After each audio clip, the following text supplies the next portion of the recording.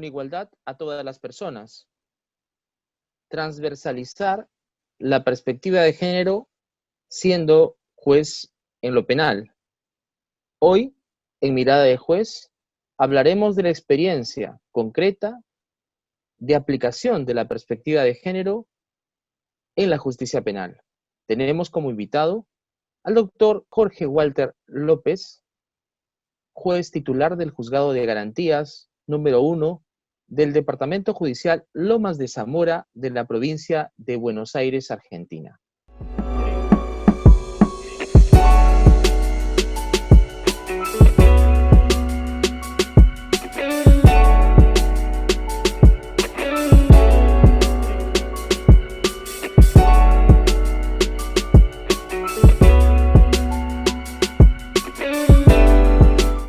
Bienvenido, Jorge.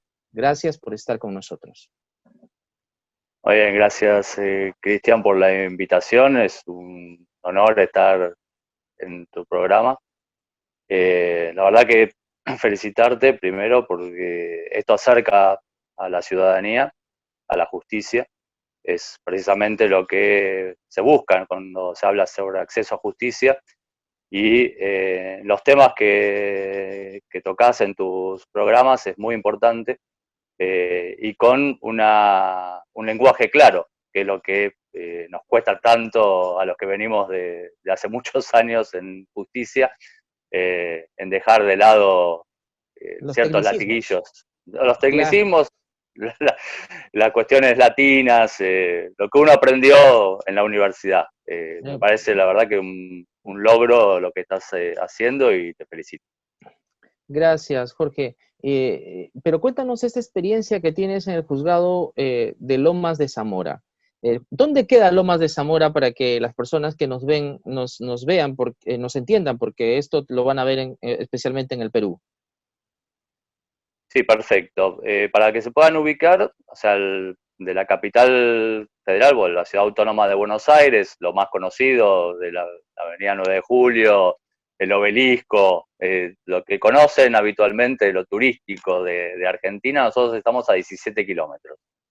En lo que es Loma de Zamora, es un partido que se le llama acá, o sea, un municipio, que tiene una población aproximadamente de las 700.000 personas.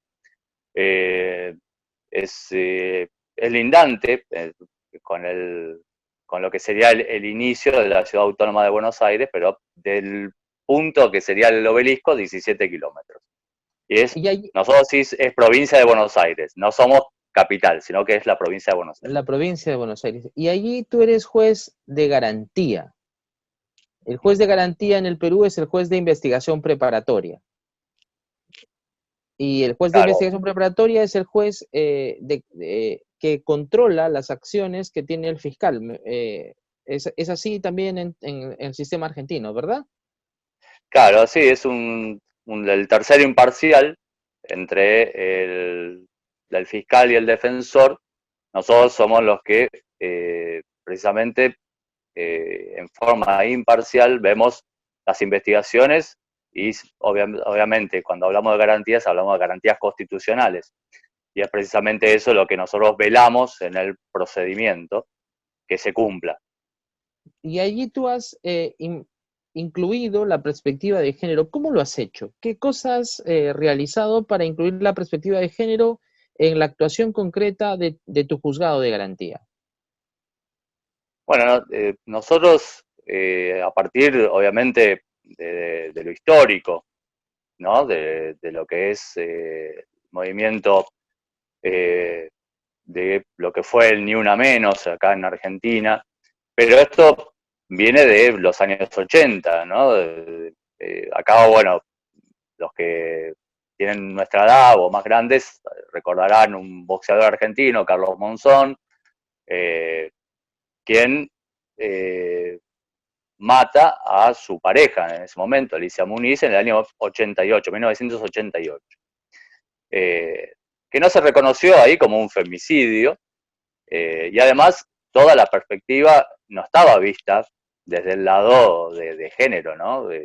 O sea, todo venimos con un sistema patriarcal que nos fuimos criando, o sea, yo tengo 50 años, o sea, me he criado con el sistema patriarcal, pero a medida que uno va avanzando en la judicatura y empezamos a ver el problema, porque esto no es solo algo particular mío, sino que el grupo del juzgado intervino muy activamente, sobre todo en las nuevas generaciones y demás, y ahí empezamos a ver que teníamos que tener otra mirada y empezar a trabajar sobre la cuestión de género. Si bien nos fuimos fuimos estudiando las circunstancias y los distintos estudios que había sobre el género, vimos que el mayor foco siempre era sobre la víctima de género, para resguardarla y todos sus derechos. Pero nos dimos cuenta que estaba faltando algo, que era qué hacíamos con el victimario. Mira, algo que nadie había visto precisamente. Porque sí, era como algo visto en muy pocos países. España tenía ya un modelo armado en Barcelona sobre ver la cuestión del victimario, porque cuando uno habla de violencias de género y demás, siempre se habla del círculo de violencia, ¿no? Esta cuestión del enamoramiento, después empiezan ya el control, después ya empieza a ejercer violencia, después vuelve al arrepentirse, vuelve en el enamoramiento y sigue en un círculo donde queda entrampada la víctima. Entonces, lo nuestro era hacer foco sobre esto y sobre esta cuestión de si empoderamos a la víctima y la mujer logra romper ese círculo de violencia, si no hacemos nada con el victimario va a haber una próxima víctima que puede caer otra vez en esta cuestión del círculo de violencia, porque siempre hablamos de gente, sobre todo como muy seductores, y que empieza con un enamoramiento, ¿no? Muy de novela, y después termina en un drama. Entonces, la idea era preocuparse por la víctima, pero no solamente por esa víctima del hecho concreto que dio origen al caso que han visto, sino por las víctimas posteriores que podrían estar en las relaciones de este agresor que ustedes respecto al cual estaban interviniendo. claro, lo solo que queríamos ver era esto, es ver qué pasaba con la otra parte, ¿no? El victimario, y empezar a trabajar en estas cuestiones. Porque teníamos toda lo que sería la organización. ¿Y funciona trabajar con el victimario, Jorge? Nos pusimos a trabajar con el victimario a partir de todo un trabajo de lo que se llama el procedimiento especial de flagrancia, que son las audiencias orales de un procedimiento especial donde los delitos que tenemos abarcan hasta un máximo de 15 años, ¿no? de prisión. Entonces, en esto nos ingresan la gran mayoría de los delitos vinculados a la violencia de género y que no son obviamente femicidios. Entonces, teníamos las amenazas, las lesiones no leves, lesiones graves, las desobediencias, que es a las medidas cautelares que imponen los juzgados de familia. Por ejemplo, en provincia de Buenos Aires, el juzgado de familia tiene estas potestades de hacer estas medidas cautelares de restricciones, ¿no? De imponer perímetros, de exclusiones del hogar, pero también se cometen el delito de desobediencia a esa norma que impone el juez de familia o la jueza de familia, a la que el victimario sobrepasa y vuelve a hostigar a la víctima, vuelve a aparecer en la casa, quiere ingresar al domicilio del que es excluido. Entonces, ahí se produce el delito de desobediencia y intervenimos los jueces penales y las juezas penales, ¿no? La idea fue empezar en estas audiencias de flagrancia a tener este acercamiento con el victimario y empezar a trabajar un programa piloto, que así fue en el 2017, con lo que es el municipio de Lomas de Zamora, y ahí se armó lo que se llama un taller de género y cultura. Este taller estaba formado por 2 psicólogas y un psicólogo, y nosotros lo que hacíamos era, al momento de la excarcelación, imponer como una de las obligaciones, además de las cautelares que le podíamos imponer, que hiciera el taller de género y cultura. O sea, junto con la sanción penal, junto con la sanción penal. Claro, junto con, por ejemplo, para que se entienda, nosotros el proceso de flagrancia en lo que es el procedimiento tiene una etapa total de 60 días. En 40 días nosotros tenemos que resolver la situación procesal o la cerramos por un juicio abreviado, una suspensión de juicio a prueba, o elevamos a juicio y ahí va a intervenir un juzgado correccional o un tribunal oral en lo criminal, que tiene 20 días para resolver la situación. En el medio de estos 40 días, las violencias de género, lo que tratábamos nosotros era, si son delitos que son escarcelables y el victimario o el imputado no posee antecedentes y está en condiciones de escarcelarlo, las obligaciones a imponer en la escarcelación, más allá de mantener un domicilio, estar a la disposición de la justicia, imponer estas medidas cautelares también, porque tenemos la potestad, a partir de la ley de violencia de género y de la violencia familiar, de también hacerlo los jueces penales, le agregábamos este taller como un lugar más, pero no tanto como para, digamos, penalizarlo, sino que en cierta forma era un rescate de este victimario para que tuviera esta percepción de lo que estaba sucediendo y cómo ejercía él violencia en su pareja. Y esto fue lo que iniciamos con el municipio, donde empezamos a derivar estos imputados de violencia de género, incluso hasta violencia intrafamiliar, cuando había una mujer de por medio. Obviamente muchas veces se da estas cuestiones con la madre, con las hermanas. Entonces también eso era derivarlos. Lo que hace el taller es, ellos evalúan, porque es, para que ustedes tengan en cuenta cómo es el trabajo del taller, es un trabajo que se hace grupal. O sea, como si, yo siempre tomo el ejemplo de Alcohólicos Anónimos, ¿sí? O sea, son reuniones grupales. Dirigidas por ellos mismos, con un coordinador. Dirigidas claro, por las psicólogas y los psicólogos, y cada día, esto tiene una frecuencia entre 6 y 8 encuentros, y cada día se toma una temática, obviamente toda vinculada, donde se hace un abordaje incluso audiovisual, ¿no? de multimedia, y eso es lo bueno. ¿Y cuánto tiempo dura el programa al que tú les ordenas que ellos acudan? Claro, eso nosotros como tenemos 40 días en flagrancia, son aproximadamente entre 6 y 8 encuentros, que son 2 veces por semana, ¿sí? De 2 horas. ¿Y quién hace el control y seguimiento del cumplimiento de ese programa? ¿Desde el juzgado lo supervisas? ¿Tienes reuniones de control o de seguimiento?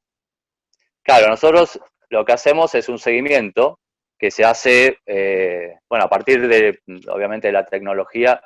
Primero lo hacíamos por mail, ahora ya por WhatsApp. O sea, tenemos un grupo de WhatsApp, las psicólogas y el psicólogo con nosotros, con todo el juzgado, donde supervisamos la asistencia y también cómo va evolucionando el imputado que fue llevado hacia ese taller y que fue admitido en el taller, porque eso también hay que decirlo. La admisión le pertenece a las psicólogas y al psicólogo del municipio, porque obviamente como hay personas que no pueden ser agrupables, o por patologías psiquiátricas o por consumo problemático de sustancias. Entonces ahí derivábamos, por ejemplo, a otras áreas del municipio, por ejemplo, salud mental o adicciones. Pero aquellos que quedaban, obviamente nosotros hacemos un seguimiento que es inmediato, porque apenas termina el día del encuentro, a mí me envían lo que es el listado de la asistencia del día. Si hay un ausente, nosotros inmediatamente se lo llama por teléfono, se lo ubica para ver qué es lo que sucedió, por qué se ausentó, cuáles las razones, porque obviamente está esta obligación impuesta a partir de la excarcelación y que si no la cumple se le va a revocar esa libertad. Como cualquier otra obligación que se impone a partir de la excarcelación. Entonces tenemos esta supervisión, es constante y casi online, digamos, a partir de lo bueno de toda esta tecnología que, bueno, con la pandemia nos ha llevado por delante, ¿no? Claro, hacen un seguimiento desformalizado, pero efectivo, del cumplimiento de la adherencia a este tratamiento, que sería una suerte de tratamiento terapéutico, que hay una suerte de justicia terapéutica, ¿no?, envuelta dentro de esta práctica. Claro, así es. Sí, perfecto. Así es, Cristian. Es parte de lo que es de la justicia terapéutica, es ver esto del derecho desde de esta posición de ver, bueno, qué podemos mejorar desde el derecho. Porque una de las preguntas que nos hicimos como grupo, en cuanto mejorábamos aplicando nada más que la pena. O sea, si yo nada más impongo una pena a un imputado de violencia de género, ¿cuánto estoy beneficiando a la sociedad, a la persona en particular, a la víctima? Si yo no hago un abordaje terapéutico, estoy dejando a esta persona que cumpla determinado tiempo de una pena en prisión efectiva o en una pena en suspenso, como le decimos nosotros acá en Argentina, o sea que no está en encierro, pero que sí tiene una condena. Pero si no hacíamos un abordaje terapéutico, no teníamos ninguna posibilidad que esta persona, como conocemos, yo creo que debemos tener las mismas realidades en Perú que en Argentina, la sobrepoblación carcelaria, los problemas sobre cómo abordar el tema de las personas en encierro y cómo llevar a cabo programas que sirvan para la reinserción social de esa persona. Creo que en eso Latinoamérica creo que tiene el mismo problema. El mismo problema tenemos a nivel latinoamericano. Jorge, ¿y funcionaba y funciona este programa? Porque ese es, en este caso, ¿cómo los encontrabas a las personas que cumplían el programa? ¿Se notaba algún cambio? ¿Qué tipo de terapia hacían? ¿Cognitivo-conductual o algún tipo de terapia específica? No, o sea, la terapia en sí la llevaban a cabo los psicólogos y con múltiples factores o, o cuestiones de psicología aplicada, como vos decís, puede ser conductual, puede ser psicoanálisis, porque o sea, las dos psicólogas y el psicólogo están más sobre el psicoanálisis en sí, pero aplicaban todo O cuestiones sea, muy diversas. las Las estrategias de estrategias eran intervención diversas. diversas y eran de exclusiva competencia de los psicólogos. Básicamente, Así, ustedes como juzgado intervenían en el seguimiento y en la adherencia a ese tratamiento terapéutico. claro, después, al final, ellos nos hacían un informe sobre cómo fue evolucionando a nivel grupal y a nivel personal, cada uno de los integrantes que iba al conversatorio. Y de ahí nosotros hemos tenido muy buenos resultados. O sea, hemos medido que los que hicieron el taller no reincidieron, o sea, Mira. no hubo nuevas denuncias en violencia de género. No lo tuvimos gratas experiencias, ¿no? Porque nosotros después hacíamos una encuesta con aquellos que habían pasado por el taller y teníamos estas devoluciones que eran muy significativas, ¿no? De cómo había comenzado y cómo después tenía esta percepción muy distinta de todo, desde su accionar, que ahí veíamos cómo instalado muy fuerte el patriarcado, ¿no? Como tomar conciencia que lo que hacía era violencia. Claro. Porque, o sea, aquel que amenaza no cree que es violencia, porque no está dando un golpe, pero en realidad es violencia psicológica. Claro, eso pasa incluso en las víctimas. Las víctimas no sienten Uh-huh. que son violentadas y los agresores piensan que, porque se ha normalizado la violencia, ¿no? Claro. Y eso también lo veíamos, como que tomaban a partir del taller como una nueva percepción de lo que pasaba. Se reconocían en las acciones de haber ejercido violencia, en que no tenían ese derecho, porque muchos de los que hemos tenido de imputados pensaban que tenían derechos sobre su mujer, de ejercer la violencia. Entonces también nos hablaban de esto, es decir, que veían la otra cara de lo que estaba pasando con su pareja y que ellos no tenían derecho a hacerla sufrir. Entonces tuvimos muchas de estas cosas que son reconfortantes. Por otro lado, nos llevó a hacer una nueva mirada sobre cómo teníamos que hacer los abordajes. Le sirvió mucho a la psicóloga hacia el psicólogo, cómo ir ajustando el Ir programa. ajustando, ir mejorando el Claro, programa. Y ahí también claro, ir, es interesante este filtro previo que ellos hacían, ¿no? Porque ellos prácticamente te podían decir, con este caso no voy a trabajar, en este caso sí puedo trabajar. claro, precisamente. Eh, Eso, el tamiz que hacían los psicólogos era precisamente esto, es, bueno, acá tenemos otro problema que hay que solucionar, ¿no? El consumo problemático de sustancias, por ejemplo. Claro. Antes de abordar la violencia de género, tenemos que abordar el consumo, porque Y, si no, Jorge, seguimos teniendo el problema. y cómo un juez de garantía convence a un municipio a trabajar con los agresores? Eso es algo fantástico, porque fíjate que los agresores no mueven ninguna sinergia positiva de nadie. Normalmente uno quiere trabajar con las víctimas y todos te dicen yo trabajo con víctimas, pero ¿quién quiere trabajar con agresores? ¿Y cómo los convenciste? No, tuvimos, por suerte, el municipio de Loma de Zamora tiene su área de género.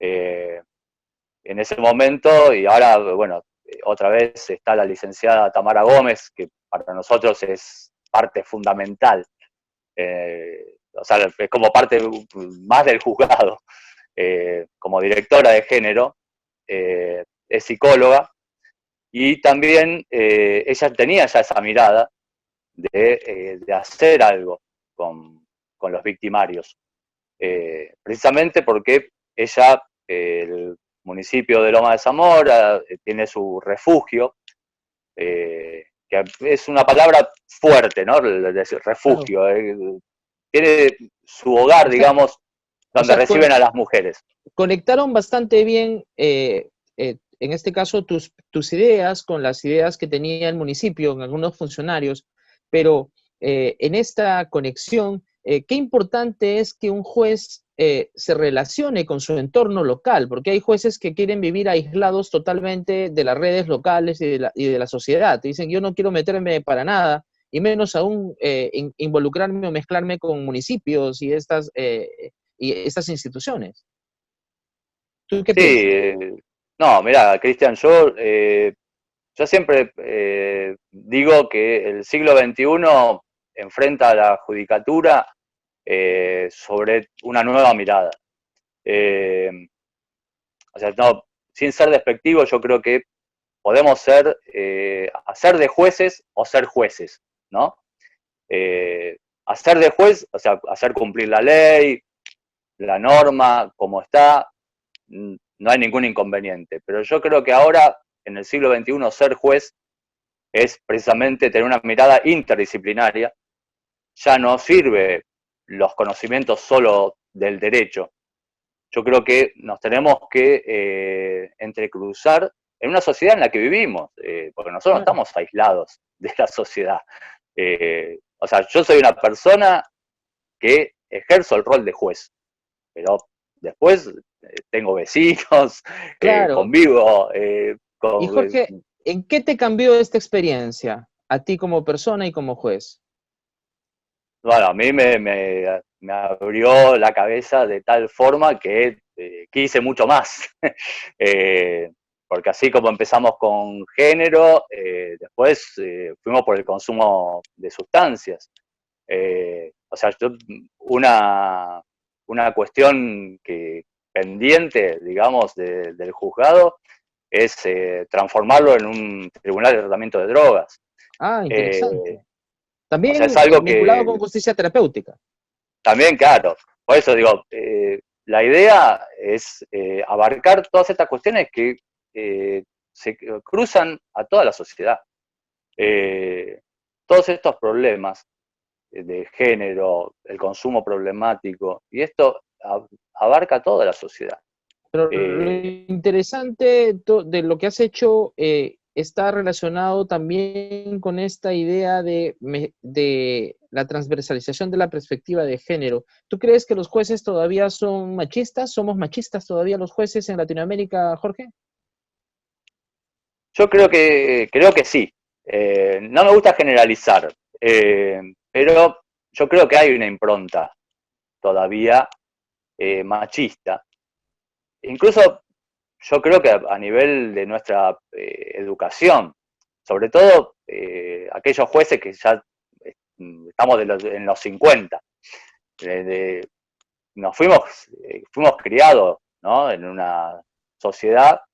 Yo, por ejemplo, recuerdo, yo vengo de una familia donde mi papá iba a trabajar a la mañana, volvía al mediodía, almorzaba con nosotros, descansaba media hora y se iba a trabajar y volvía a las 8 de la noche.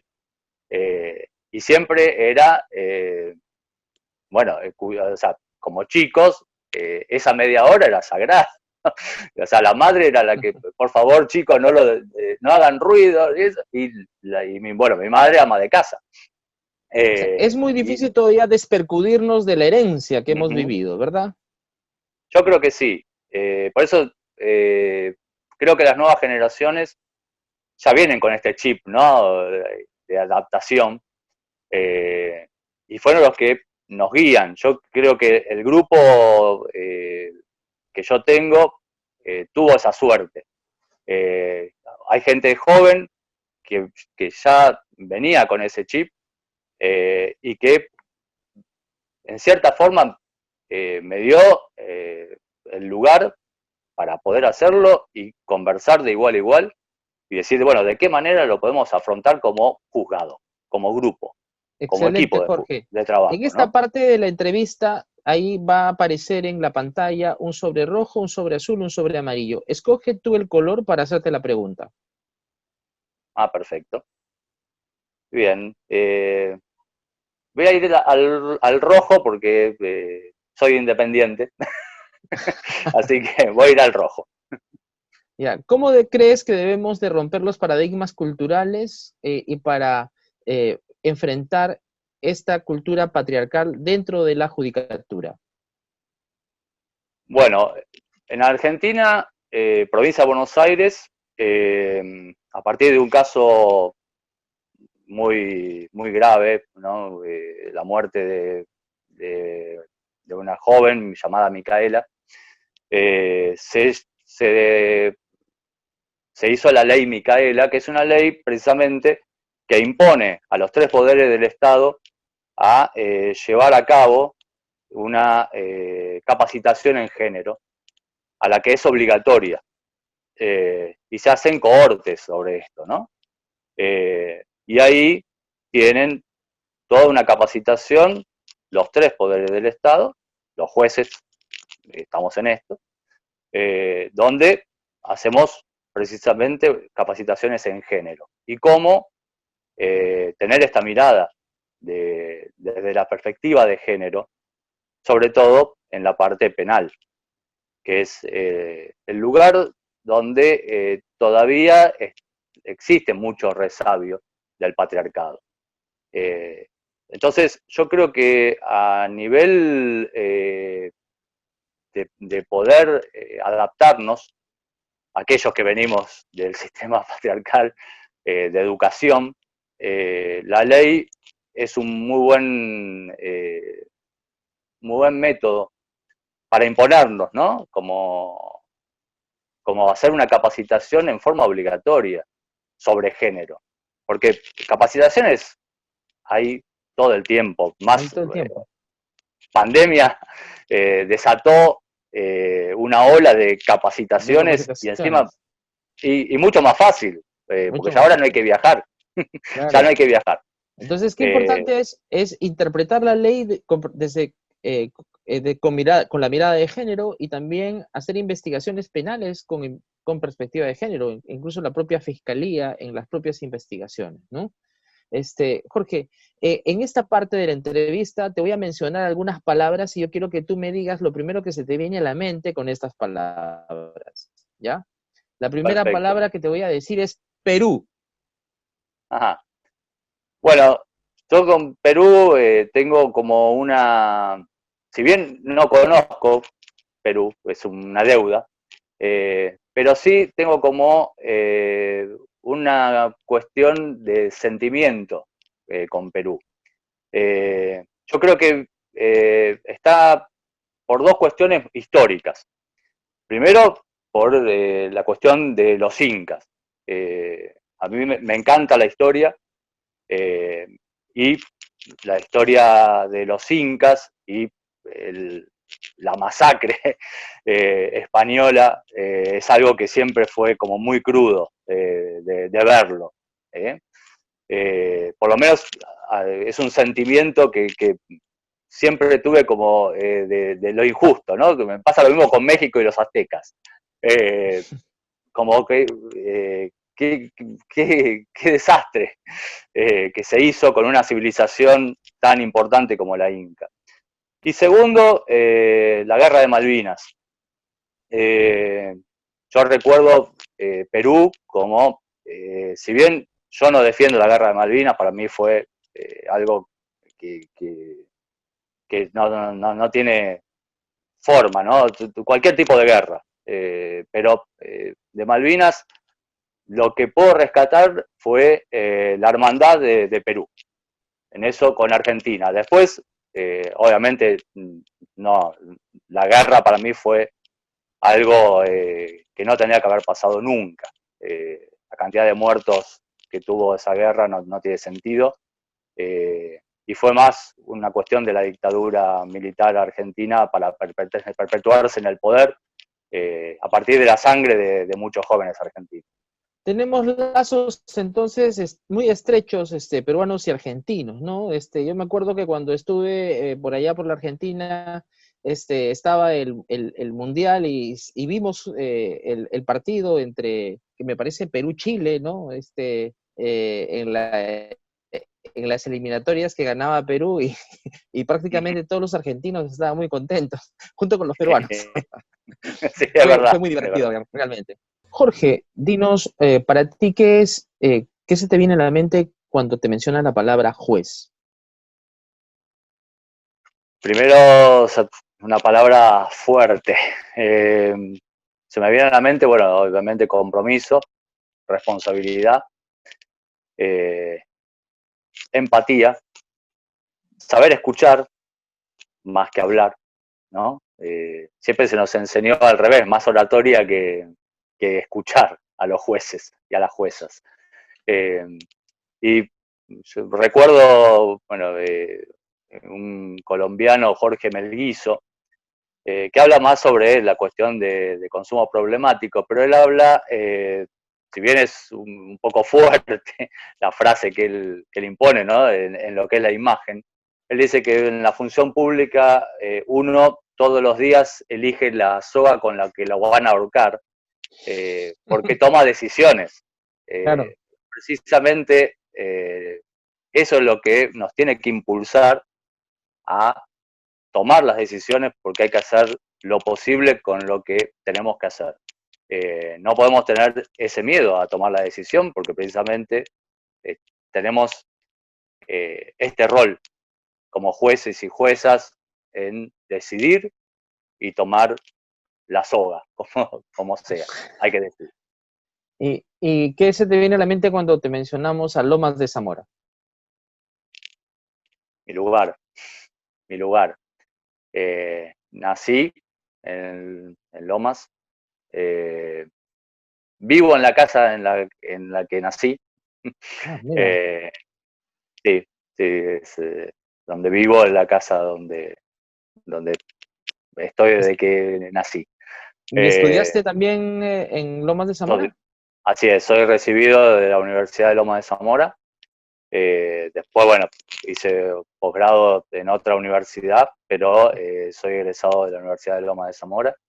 Trabajo en el Poder Judicial de Loma de Zamora desde que empecé como, bueno, gratuito. Trabajamos, no sé cómo lo dicen en Perú. Nosotros son meritorios, se llamaba. Ah, meritorios. Meritorios. O sea, yo ingreso a la facultad a los 18 años y a los 20 ingreso como meritorio, o sea, trabajando gratuito en un juzgado en lo criminal, en ese momento criminal y correccional, las dos cosas, en el Departamento Judicial de Loma de Zamora, y toda la carrera la hice en el Poder Judicial de Loma de Zamora. Llevo 30 años en el Poder Judicial. 30 años en el Poder Judicial, toda tu vida consagrada a la administración de justicia. ¿Y qué se Sí, te así viene a la es. mente cuando te mencionan la administración de justicia? Se me viene a la mente muchas cosas. Eh, por un lado, y que tenemos que hacernos cargo también de los errores que tiene la Administración de Justicia, como las partes buenas que tiene la Administración de Justicia.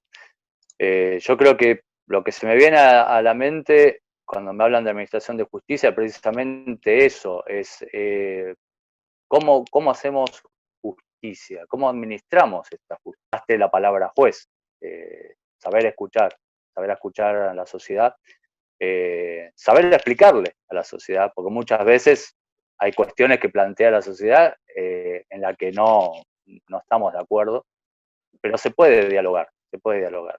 Y eso creo que es lo que nos está faltando, creo que en toda Latinoamérica, te diría globalmente en el mundo, ¿no? Probablemente. La falta de diálogo. Creo que eso es uno de los problemas mayores por los que estamos atravesando, y la pandemia sacó lo bueno y lo malo también Sí. del ser humano. Y, y en esta situación de la pandemia, ¿qué de bueno sacó la pandemia al Poder Judicial en Argentina y qué de malo viste que sacó?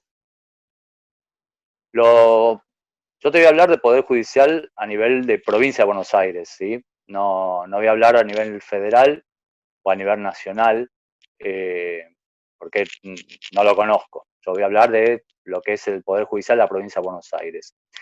A nivel justicia penal, lo bueno fue cómo de alguna forma aceleró el ingreso a la justicia digital, a la forma de tener mayor celeridad, mayor eficacia, mayor eficiencia en nuestro trabajo.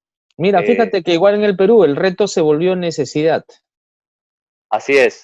Y incluso todo lo que se venía de alguna manera pergeneando, haciendo las pruebas, ¿no? Con tiempo, para ver cómo nos adaptábamos, de golpe, de un día para el otro, nos tuvimos que adaptar.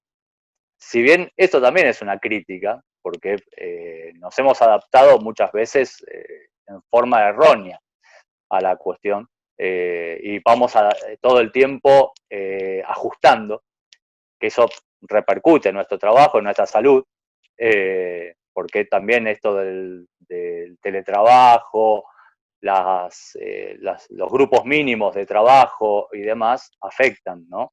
Ya no tenemos horario ahora, ¿no? Ya no tenemos horario, también adaptarnos de un día para el otro al teletrabajo, ¿no? Que no estábamos acostumbrados. Y también en eso creo que tiene su parte buena, porque aceleró muchísimo todos los trámites, pero tiene su parte mala en la cuestión de la salud mental, que ya la pandemia en sí tiene esa cuestión de la salud mental en estar, ¿no? En estas cuarentenas que, bueno, ya no son cuarentenas, mucho más. Pero yo creo que también nos alejó del contacto con nuestros usuarios y usuarias del sistema penal. Porque no todos tienen la posibilidad de tener un teléfono inteligente, una computadora, y que pueda llevar a cabo esto, ¿no? Un Zoom o cualquier otro de los sistemas de aplicaciones que se están llevando a Hay una cabo. brecha tecnológica importante en toda Latinoamérica. Así es. Y nosotros lo estamos viendo en esto de las audiencias de flagrancia. No solo la oralidad, en este caso, hacerla por estas vías, muchas veces no la podemos lograr con el victimario, en este caso, porque no tiene los recursos. O está en una comisaría, una dependencia policial que no tiene internet, por ejemplo, Claro. o que el personal policial tiene que facilitar su teléfono Su teléfono inteligente, ¿no? Para poder para nosotros conectarse. comunicarnos, claro, para poder comunicarnos nosotros con la persona que está detenida. Creo que la pandemia nos ha mostrado sus lados buenos y sus lados malos, nos ha demostrado las flaquezas y en qué cosas las políticas públicas tenemos que también tomar, ¿no? Las iniciativas, no solo en esta cuestión de lo tecnológico y en la justicia en sí, sino en la salud también. Nos encontró, creo que al mundo lo encontró eh, mal parado. Sí. Lo hemos visto en Europa, ¿no? Cuando uno piensa, bueno, que Europa está mejor preparado que Latinoamérica, y sin embargo, no, la pandemia los tomó de una manera sorpresiva y no han tenido una cantidad de muertos, los hospitales también colapsados y demás. Sí. O sea que a nivel global la pandemia nos muestra lo bueno y lo malo, como decíamos recién. Gracias, Jorge, por la entrevista. Nosotros nos quedamos con esta idea, esta frase de es importante ser juez, más que y desterrar esta idea de hacer de juez, ¿no? Y yo creo que ese es el mensaje con el cual nos quedamos. Y para ser juez, no puedes quedarte solamente en el derecho. Tienes que ser interdisciplinario y tienes que hacer más de lo que supuestamente, entre comillas, tendrías que hacer como un juez. Gracias por la entrevista, Jorge. Y con ustedes, amigos, nos encontramos en otra entrevista, en otra reunión virtual en tu programa Mirada de Juez. Muchas gracias.